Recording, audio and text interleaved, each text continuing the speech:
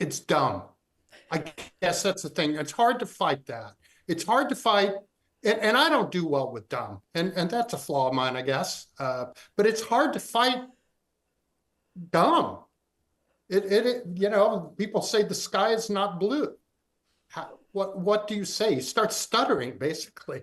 This segment is brought to you by Eastside Weight Loss Clinic. I'm down 37 pounds on the program, and I lost most of that weight in just 2 months. There's no prepackaged meals, no counting calories, no drugs or injections. Schedule your free 15-minute consultation today at eastsideweightlossclinic.com. Governor Inslee continues to lie. He continues to deny that a policy his office, his own staff said in 2014 was designed to raise gas prices. He continues to deny that it's raising gas prices because that's simply not a popular thing with the vast majority of Washingtonians. So Scott Smith comes out. He tells his story to King 5. He retains counsel, my attorney. Scott Smith and I have the same attorney, Jackson Maynard, with the Citizen Action Defense Fund. And they have now, because the state refused to make this right, they've decided to sue the state of Washington. Jackson Maynard with Cadiff and Scott Smith, the WSDOT whistleblower, were kind enough to join us today to talk about that lawsuit. Jackson, let's start with you first. So explain to people, just practically speaking, why the lawsuit is coming now and what you see as the basis for it. Sure. We filed a lawsuit yesterday in Thurston County Superior Court alleging whistleblower retaliation against Scott. He was the main economist at the Department of Transportation and was pressured to lie to fit the governor's narrative about the cost impacts of cap and trade on the cost of fuel. His main job was to do these fuel estimates. And when he refused to do that, they retaliated against him in 9 different ways that we outline in our lawsuit, some big ways, some small ways. But the bottom line is we are to the point now where we are ready to fight for him in court and make sure that he gets the compensation he's due as a result of their mistreating him and for him trying to do his job with integrity. Yeah.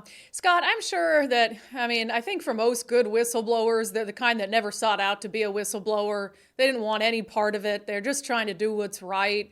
So for it to come to this, to have to be now at the center of a lawsuit that's a pretty public one, how do you feel about it? Boy, you're not kidding, Brandi. That's the last thing I wanted to. I kind of saw it coming when I heard the governor's comments, and I tried hard to get out of the way of the train, as we would call it in the parlance. But I had the bad fortune that I had to do these price estimates. So there really was no place to hide. And then after the fact, I tried to kind of talk him off the cliff, but there just wasn't any stopping him. I so wish that this didn't happen. This is no fun, trust me. Can I ask you what you're doing now, Scott? Well, I'm visiting family. I'm at my mother's house right now. I'm in New Orleans. I've been applying for jobs. Pretty tough when you're 64. It's not the same as when you're in your 40s. Let's put it that way. Other than that, trying to kind of keep it together and kind of go on with my life. It's hard to move on with your life, though, when you're, front page news back in Washington State. And so, just going back to it, and people who watch the show will be very familiar. We've played some of the King 5 reporting on this. And correct me if I'm wrong, cap and trade, this was a policy that you actually thought was the right policy for the state. Is that correct? I'm pretty much straight up the road an economist. That's how if you'd ask me who I am, that's how I identify myself. And this is just doctrinaire economic stuff. You use the price signal to let consumers ration themselves. It's a market-friendly solution. So the concept of a cap and trade program is I'm very much in favor of that. Again, Brandi, this doesn't have anything. It does get kind of confusing, I know, to the uninitiated, but it doesn't have anything to do about that. Yeah. This has to do with the fact that they asked me to do something wrong. I didn't do it, and they got rid of my job. We continue to sort of see the same line from the governor. He's never really fully backed away from his claim that this isn't raising gas prices, despite, ample evidence. And as you put it, sixth grade math that shows that, yeah, that's what it's designed to do. And it is raising gas prices. Why do you think that they're not willing to just sort of be truthful about it? Well, I'm going to defer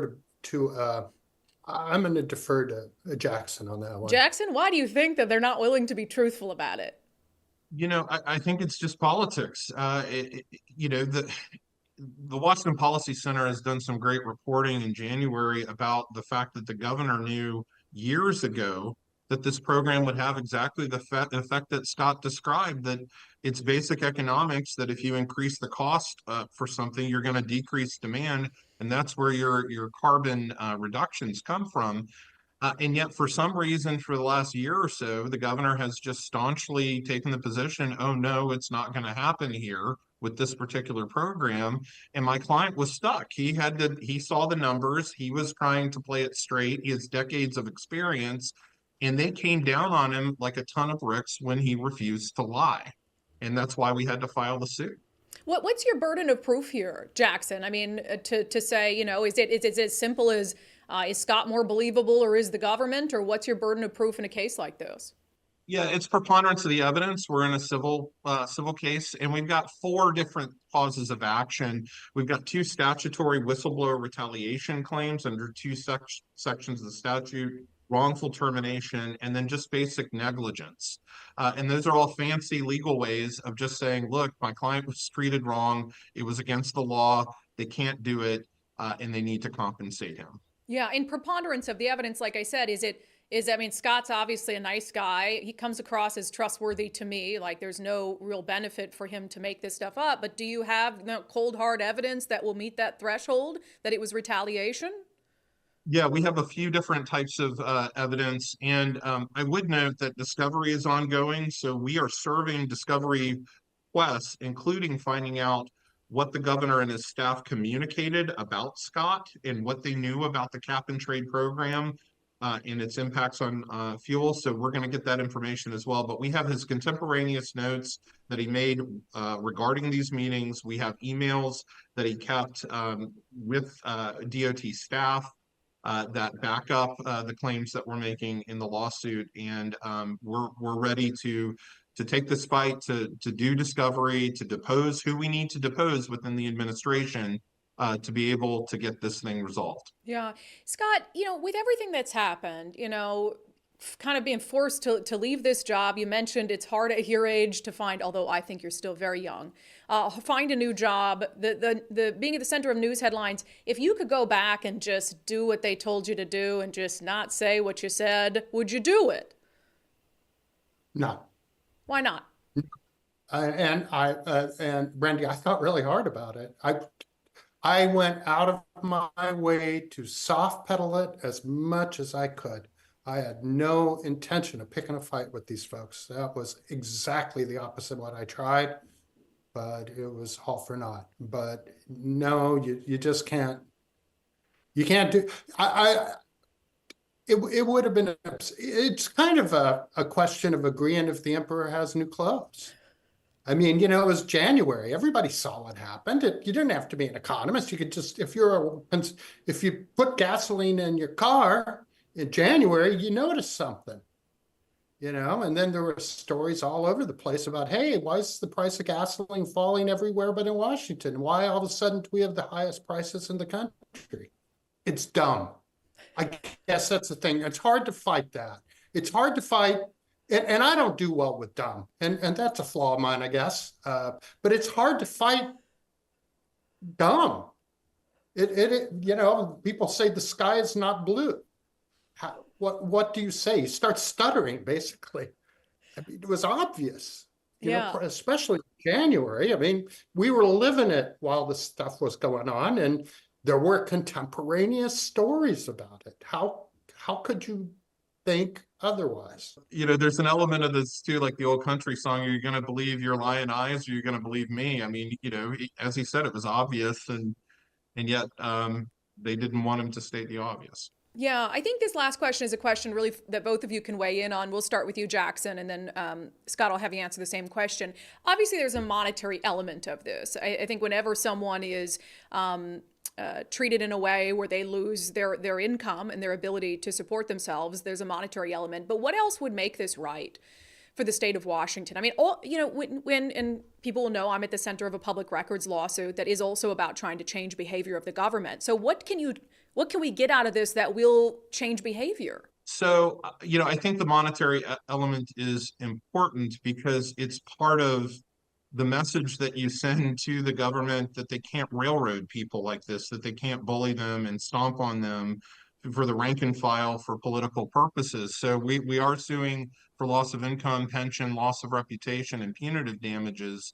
But the compensation there is about making him whole, but it also sends a message to the government and to other folks who want to try to bully state employees, and that I know is very important for Scott, and part of why we're bringing this case. Scott, why don't we end with you on that? What would make this whole situation right for you, above and beyond the compensation? Well, I told you, I'm an economist, and I've been a government economist since like 1987.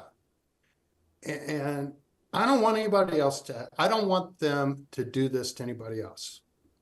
And that matters to me. I mean, I want to get fixed. I've told you, I'm 64. Things aren't, I'd like to keep working.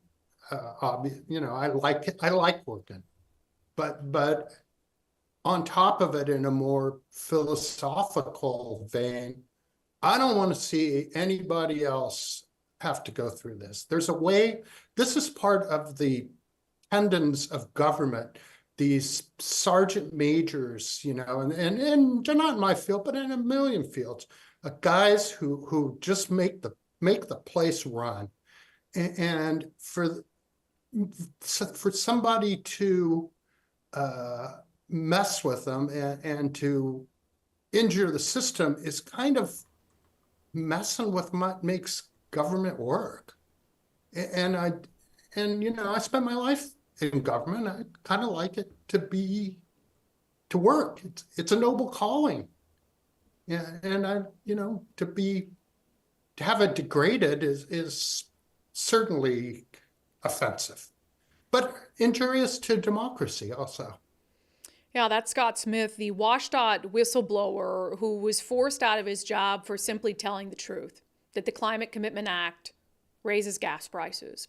He is now officially suing the state of Washington to make him whole again, and also hopefully to try to stop some of the type of retribution he saw, allegedly, for doing his job, represented by the Citizen Action Defense Fund in Jackson, Maynard. And again, in the interest of transparency, we are also represented by the Citizen Action Defense Fund in our public records lawsuit against the city of Seattle, which is ongoing. I am so glad that Scott Smith is taking this step. As I think you can tell, I don't see him as someone who really wants all the attention that this has brought, being featured in these King 5 investigative reports, etc. But for someone who was a lifelong public sector economist, who was able to go through his career doing what he was asked to do, doing it well and having no issues, and then, by what he says, being basically pressured to lie about something that he'd never had to lie about what the gas prices would look like, all to protect Governor Inslee's Climate Commitment Act, which we are going to repeal in November. And I will get so much joy out of doing so.